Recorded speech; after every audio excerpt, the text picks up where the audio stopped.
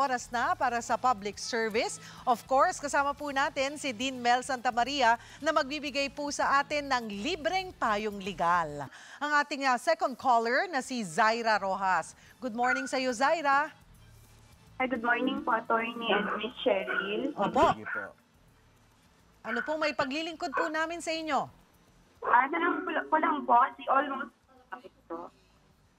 6 years na po kasi ako sa company pinapasukan ko and 5 years regular na po. Pero wala pa po ako nare-receive na sick leave and vacation leave.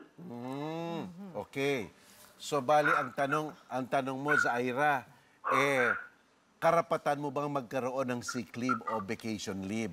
Yes po. Oo. Alam mo, ang ating mga karapatan nanggagaling yan sa batas o sa kontrata. Punta muna tayo sa batas. Nasa batas ba natin na ang nagpapatrabaho dapat bigyan ng vacation o sick leave ang kanyang mga manggagawa? Ang sagot, wala. Wala sa batas yan. Kaya lang ang nasa batas, ang mga nagpapatrabaho, kung regular na ang nagtatrabaho, tungkuling bigyan ng tinatawag na service incentive leave kada taon, 5 araw with pay.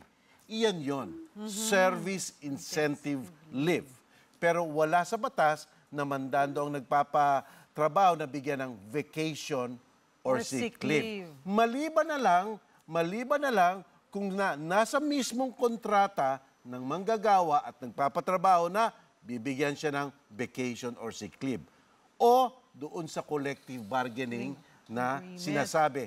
O naging matagal na policy ng korporasyon na nagbibigay ng vacation or sick leave. Diyan lang sa tatlong sitwasyon na yan, nagkakaroon ng tinatawag na vacation or sick leave na nakaugat sa kontrata. Pero sa batas, siguradong-sigurado ka, meron kang service incentive leave, 5 araw kada isang taon with pay. Iyan ang nahandyan. Ano pa ang tanong mo, Zaira? Apo, kasi yung kung asawa ko, 6 years na, hindi pa rin regular. Then, hindi pa rin po siya inuhulugan ng pag-ibig fund. Wala rin po siya nare-receive na sick leave, SLBL. Meron siyang SSS pero wala siyang pag-ibig. Yes po. PhilHealth meron siya. O dapat bigyan na yan. Kaya kung sa pag-ibig, sabi mo sa pag-ibig. Oo, maaari kang dumulog doon. Kasi minsan ang mga tao natatakot di ba? Hindi, pero attorney, kasi ang sinasabi niya 6 years na nga siya, ganun katagal sa kumpanya. Pero ang status niya ay hindi pa rin regular na empleyado. Tama ba, Zaira? Contractual 1 year po ang nila. Every year ay nire-renew. Apo. Ay, contractualization. Pero alam nyo, baka maari na rin ituring regular yan. Kasi 6 years na diba? Sabi sa batas natin, 6 months lang paglipas ng 6 na buwan, dapat you're doing the same work. Ituring ka ng regular, maliban na lang kung may mga espesyal na kondisyon doon sa iyong pagkaka-empleyo. Kasi iyang probation period, halimbawa, talaga namang napapahaba rin yan O kaya baka talagang under contract lang ang iyong trabaho. Pero be that as it may, kailangan pa rin ng SSS, pag-ibig, at saka PhilHealth. Sa SSS naman po kasi, ang problema, naka-self-employed po siya. Self-employed. Baguhin niya ang status niya. Baguhin niya ang status niya. Report niya na may nagtatrabaho na siya sa isang nagpapatrabaho para magkaroon siya ng hati ng bayad ng nagtatrabaho at nagpapatrabaho. Maliban na lamang, tignan mong mabuti yung kontrata. Kasi basahin nyo, kasi pumirma kayo Baka independent contractor. Kamukha po ang inyong lingkod, Angkor.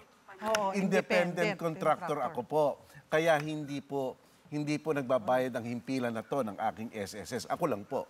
Kaya tingnan nyo po sa kontrata kung siya ay independent contractor. Kasi po kung independent contractor, hindi kargado nang nagpapatrabaho yung SSS, Pag-ibig at saka PhilHealth. Yan po. Pinakamaganda rin, Zaira, ay magtungo ka at humingi ng assistance sa DOLE para mas lalo nyong maintindihan yung inyong mga karapatan, lalo na sa estado ng iyong mister na 6 na taon na nagtatrabaho dyan sa kumpanyang yan. Ayan. Okay. Alright. Maraming salamat sa iyo, Zaira. Okay din? Okay.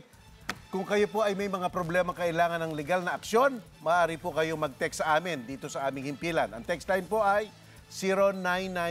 0999-879-7877 o mag-iwan ng mensahe sa aming Facebook account na Itanong kay Dean. Susubukan po naming sagutin ang inyong mga problemang legal. Be sure to come back. Use 5 everywhere. Copyright 2016.